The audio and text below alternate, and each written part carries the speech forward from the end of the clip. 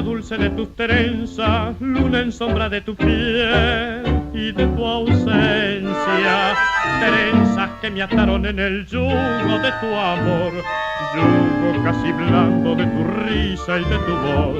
Fina, cálida de mi rutina, me encontré tu corazón en una esquina, trenzas de color de mate amargo que endulzaron mi letargo gris.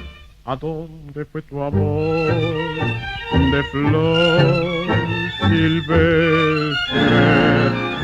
¿A dónde fue después de amarte?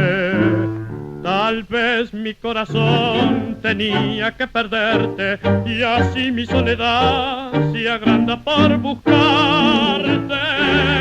Y estoy llorando así, cansado de llorar, trenzado a tu vivir, con trenzas de ansiedad sin ti, porque tendré que amar y al fin partir.